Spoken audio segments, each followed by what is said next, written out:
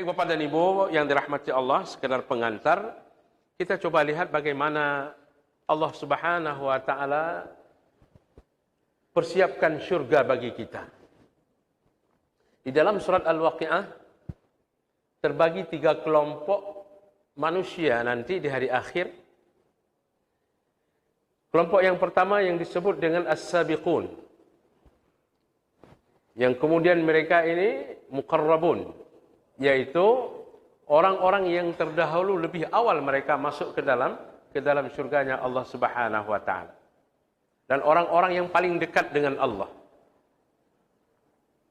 Kemudian yang kedua disebut dengan ashabul maimanah atau ashabul yamin. Kelompok kanan. Kemudian yang ketiga disebut dengan ashabul masy'amah. Kelompok kiri atau ashabus shimal. Nah, 3 model kelompok ini secara jelas sekali Allah Subhanahu wa taala menggambarkan di dalam surat Al-Waqiah apa-apa saja yang mereka dapatkan di dalam surga nanti. Bagi as-sabiqul, orang-orang yang terdahulu yang masuk ke dalam surga, muqarrabun tadi, kemudian orang-orang yang ashabul yamin, kemudian yang masuk ke dalam neraka ashabus shimal. A'udzubillahi minasyaitonir rajim. Wa kuntum azwajan thalatha. Jadi di dalam informasi Allah Subhanahu wa taala kepada kita, nanti kita akan terbagi menjadi 3 kelompok. Kelompok pertama fa ashabul maimanah. Kita mulai dari ashabul maimanah. Kemudian ma ashabul maimanah. Kelompok kanan itu gimana kata Allah? Allah informasikan kepada kita. Kemudian ashabul masy'amah, ma ashabul masy'amah. Kelompok kiri juga demikian, wasabiqun as-sabiqun, orang-orang yang lebih dahulu masuk ke dalam surga. Kita lihat fi jannatin na'im, di dalam surga yang sangat penuh dengan kenikmatan. Sullatum minal awwalin wa qalilum minal akhirin. Ini menjadi kekhawatiran kita sebenarnya ketika Allah informasikan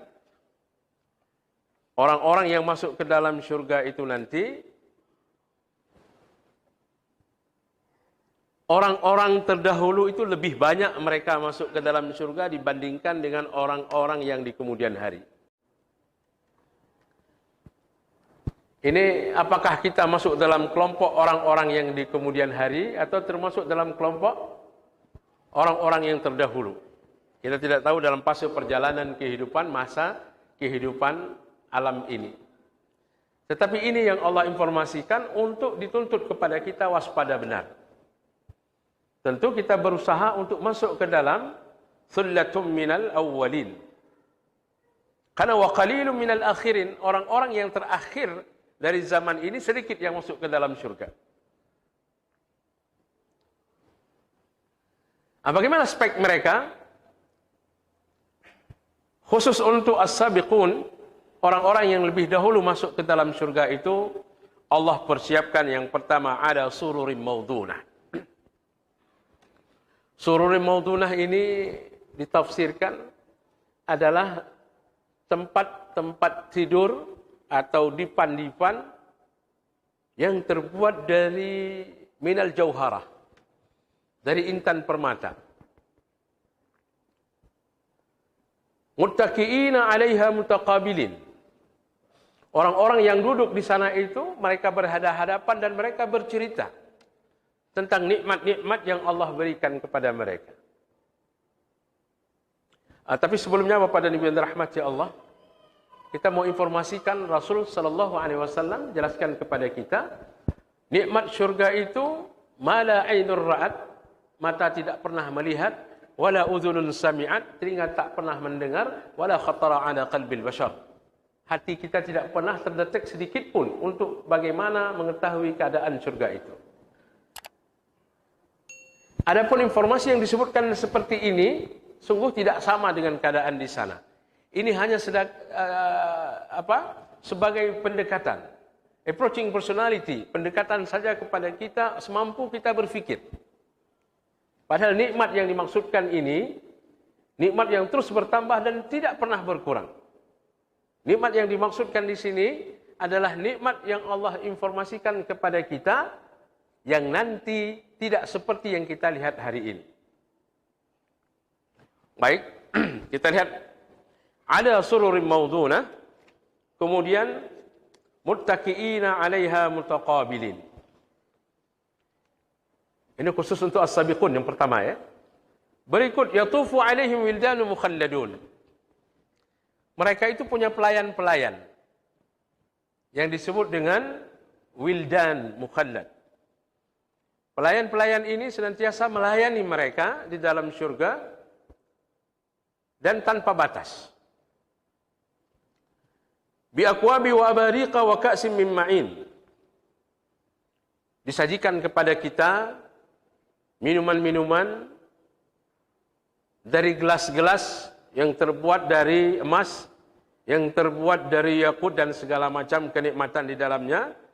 Air yang diberikan kepada kita itu dari air yang mengalir. Jadi kita bayangkan air mengalirnya lagi krum atau seperti sungai begitu. Tetapi air yang dimaksudkan di sini, air ini tak pernah terputus. Karena pada ayat berikutnya nanti akan kita temukan la maqtu'ati wa la mamnu'ah.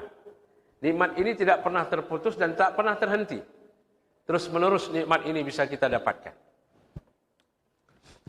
La yusadda'una anha wa la yunzifun. Orang-orang yang meminum air tersebut, mereka itu tidak pening dan kalau bahasa kita tidak teler. Nah, di dalam tafsir disebutkan minuman yang dimaksudkan ini adalah arak. Ya. Bahkan disebutkan lagi arak atau khamar. Dan disebutkan lagi bahwa minumannya terbuat dari madu. Ini sekedar informasi pendekatan yang mampu kita terima.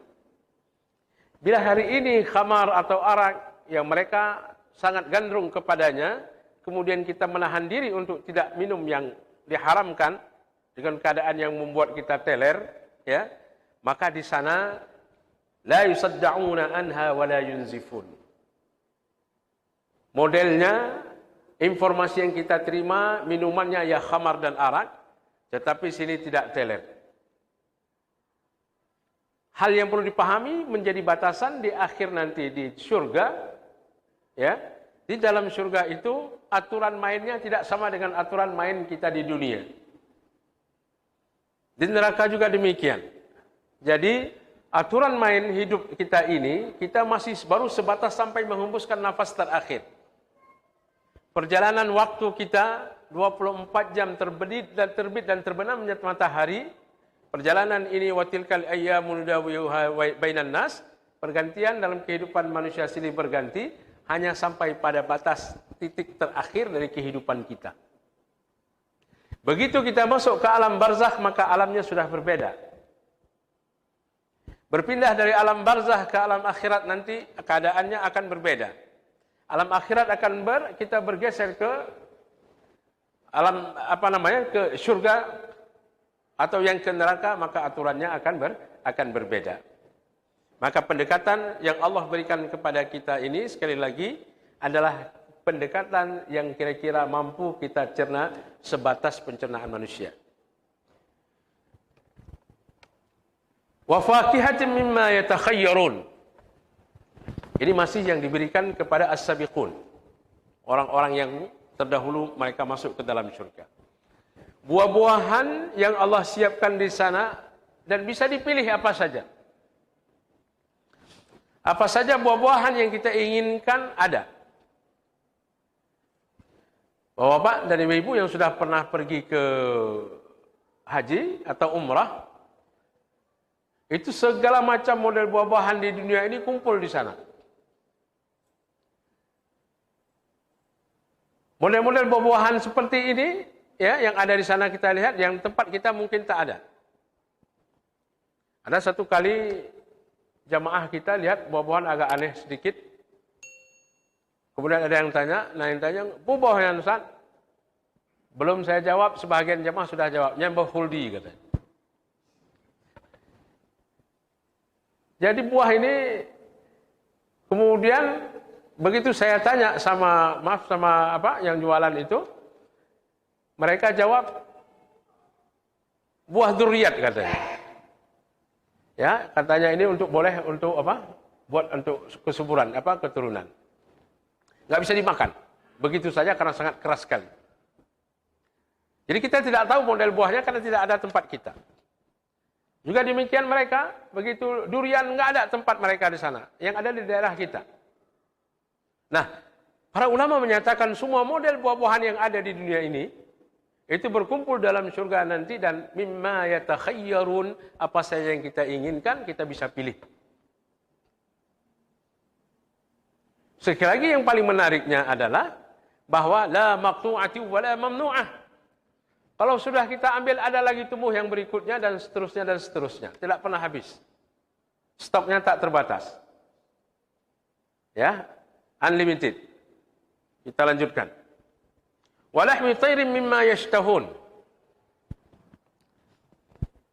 Dan daging-daging burung yang apa saja yang mereka inginkan.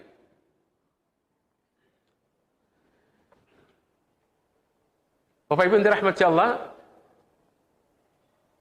di dalam beberapa tafsir kita temukan kebiasaan orang-orang Arab, ya, itu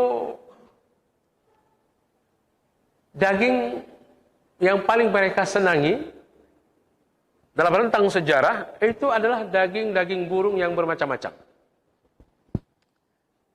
Jadi bukan daging yang paling mereka senangi, misalnya sapi, unta atau kambing, itu tidak. Jadi daging burung ini bermacam-macam burung, ya, yang di Sahara atau di gurun-gurun itu merupakan kesenangan mereka untuk berburu. Mereka panggang dan lain sebagainya, dan ini yang paling disenangi. Maka menilik kepada hal tersebut, pendekatan yang Allah berikan adalah pendekatan bagaimana senangnya kebiasaan orang-orang untuk menikmati daging yang dimaksudkan itu. Sehingga di dalam surga disebutkan walahmi tairin mimma yashtahun. Daging-daging burung dari apa yang mereka inginkan. Apa saja. Kemudian wahurun ain. Nah ini dia. Hurun ain dalam tafsir Misbah Quraisy Shihab menjelaskan wanita yang putih matanya. Tapi jangan kita bayangkan putih, bagaimana gitu ya. Bagaimana bentuk keadaannya? Ka'amsali lu'lu'il maknun. Seperti mutiara yang berkilau. Kiban urang lagi aneh. Hurun ain putri, bidadari-bidadari yang matanya putih, bersih, kemudian seakan-akan mereka itu seperti intan mutiara yang berkilau. Nah ini tidak sanggup kita bayangkan kalau ada sehari ini orang seperti itu. Mana orang yang lagi yang kaya tu, mana galak tu. Karena kan orang, ya. Tetapi di dalam surga beginilah.